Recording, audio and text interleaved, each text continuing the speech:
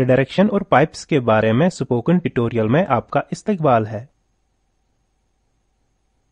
मैं उबुंटू 10.04 इस्तेमाल कर रहा हूं। हम ये मानते हैं कि आपको पहले से ही लिनक्स ऑपरेटिंग सिस्टम और कमांड्स के बारे में कुछ बुनियादी मालूमात हैं। अगर आप चाहें तो दर्ज झेल वेबसाइट पर ये दूसरे स्पोकन ट्यूटोरियल्स के जरिए दस्तयाब हैं। याद रहे कि लिनक्स केस सेंसिटिव है। इस ट्यूटोरियल में इस्तेमाल तमाम कमांड्स लोअर केस हरूफ में हैं। दूसरी सूरत मुबैना है। लिनक्स में ज्यादातर काम हम टर्मिनल के जरिए करते हैं। जब हम कमांड चलाते यानी एग्जीक्यूट करते हैं, हम आम कीबोर्ड से टाइप करते हैं। माने कि हमें वक्त और तारीख पता करना है। हम कीबोर्ड से डेट टाइप करते हैं और एंटर दबाते हैं। लिहाजा हम आम कीबोर्ड से इनपुट देते हैं। इसी तरह हम देखते हैं कि हमारी कमांड का आउटपुट टर्मिनल विंडो पर भी जाहिर होता है। ये भी माने कि जब हम किसी कमांड को एग्जीक्यूट करते हैं, कुछ एरर भी आते हैं। मसलन हम cat स्पेस AAA टाइप करते हैं और एंटर दबाते हैं। अब ऐसे नाम से कोई भी फाइल मौजूद नहीं है, लिहाजा एक एरर जाहिर होता है। अब ये एरर टर्मिनल विंडो पर भी आता है, इसलिए हम एरर रिपोर्टिंग टर्मिनल पर भी देख सकते हैं। अब इनपुटिंग, आउटपुटिंग और एरर रिपोर्टिंग कमांड से मुतल्लिक 3 खास काम हैं।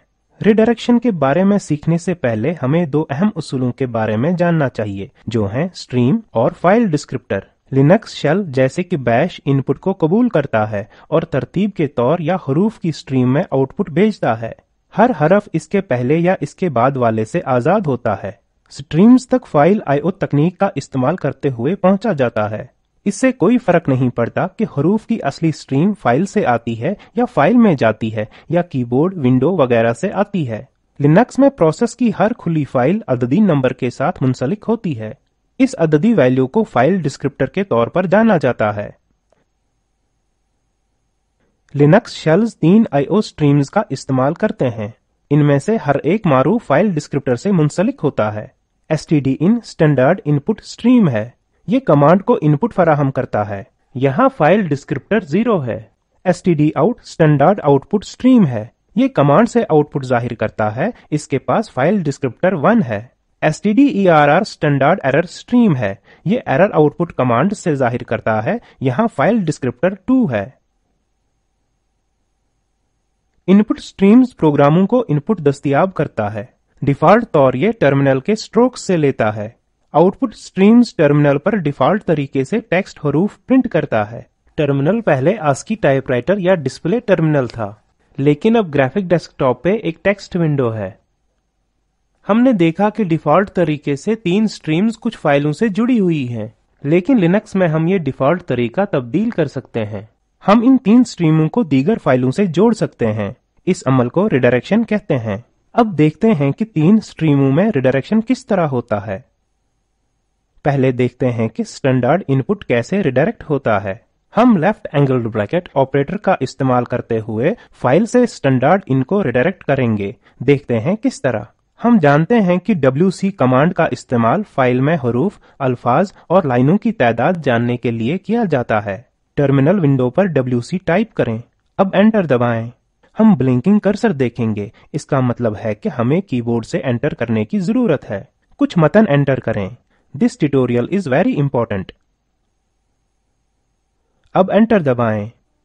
अब कंट्रोल और D साथ में दबाएं। अब कमांड इन लाइनों पे काम करेगी जिन्हें हमने दर्ज किया है। कमांड टर्मिनल पर एक आउटपुट देगी। अब यहाँ WC कमांड के बाद कोई भी फाइल नहीं दी गई है, तो ये स्टैंडर्ड इनपुट स्ट्रीम से इनपुट लेगा। अब स्टैंडर्ड इनपुट स्ट्रीम डिफॉल्ट तौर से कीबोर्ड से जुड़ जाती है, इसलिए WC कीबोर्ड से इनपुट लेगा। अगर हम WC space left angled bracket space test1 dot txt लिखते हैं, क्या होता है कि WC हमें फाइल test1 डॉट txt में हरूफ, अल्फाज और लाइनों की तादाद बताएगा। अब WC space test1 dot txt type करें। हमें फिर इसी तरह का नतीजा मिलता है। लिहाजा फर्क क्या है? जब हम WC space test1 dot txt लिखते हैं, command file test1 dot txt को खोलती है और इससे रीड करती है।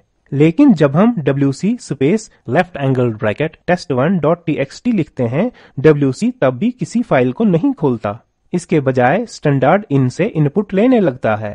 अब हम स्टैंडर्ड इन को फाइल test1.txt में डायरेक्ट करेंगे, लिहाजा कमांड test1 से रीड करती है, लेकिन असल में ये इससे बेखबर है कि स्टैंडर्ड इन में डेटा कहाँ से आ रहा है। लिहाजा हमने देखा कि स्टैंडर्ड इनपुट को कैसे रिडायरेक्ट करते हैं। अब देखते हैं कि स्टैंडर्ड आउटपुट और स्टैंडर्ड एरर को कैसे रिडायरेक्ट करते हैं।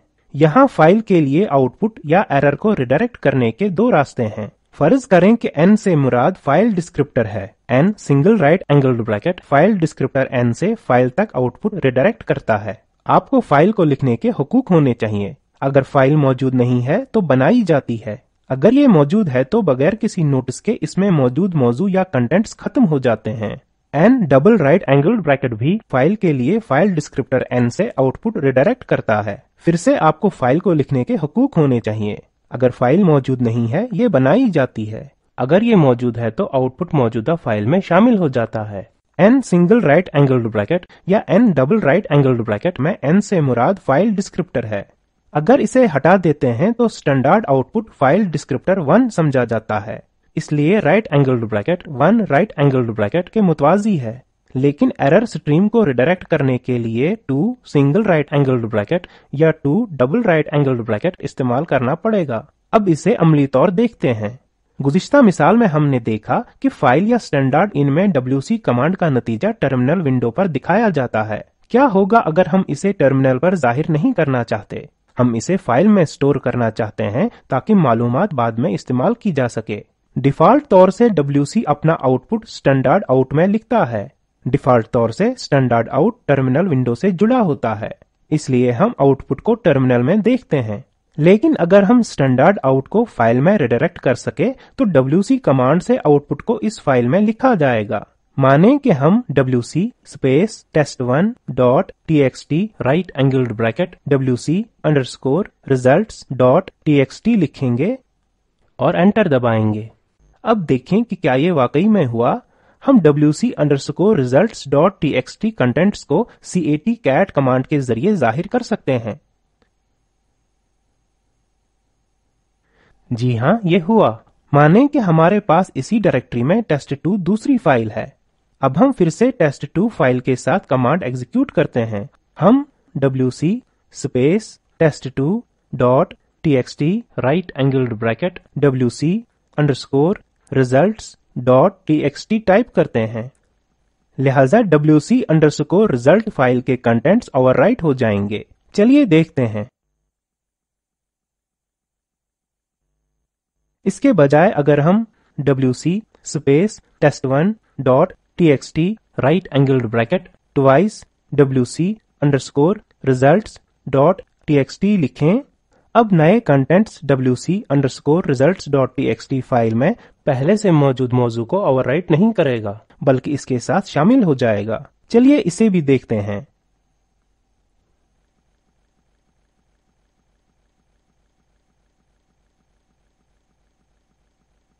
स्टैंडर्ड एरर रिडायरेक्ट करना इसी तरह होता है। अब फर्क सिर्फ इतना है कि यहाँ पर हमें सिंगल राइट एंगल्ड ब्रैकेट या डबल राइट एंगल्ड ब्रैकेट के निशान से पहले स्टैंडर्ड एरर के फाइल डिस्क्रिप्टर की तादाद को बयान करने की जरूरत है। जैसे हम जानते हैं कि AAA नाम की कोई फाइल मौजूद नहीं है। अब लिखें wc space AAA, shell error देगा नो सच फाइल और डायरेक्टरी। अब मानें कि हम स्क्रीन पर एरर मैसेज नहीं चाहते, वो किसी दूसरी फाइल में रिडायरेक्ट कर सकते हैं।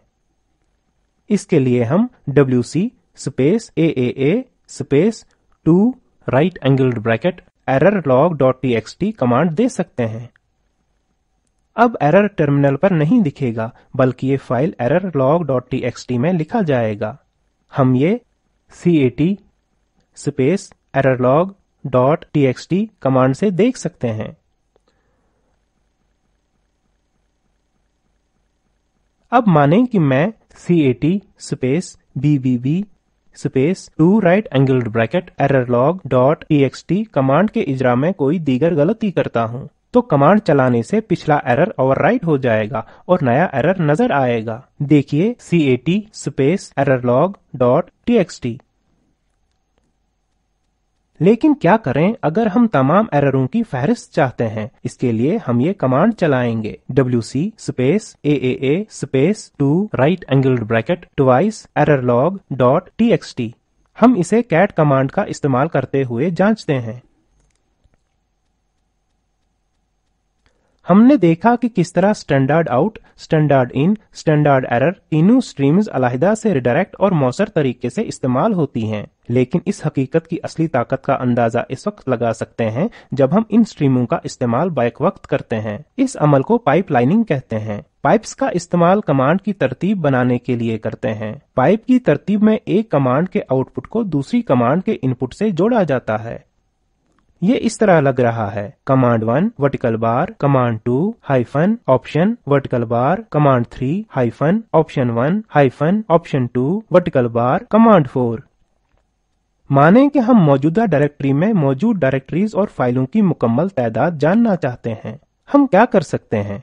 हम जानते हैं कि ls स्पेस -l मौजूदा डायरेक्टरी की तमाम फाइलों और डायरेक्टरीज की फहरिस्त बनाएगा। हम एक file ls space -l right angled bracket files dot txt के लिए आउटपुट रिडायरेक्ट कर सकते हैं। cat space files dot txt चलाएं।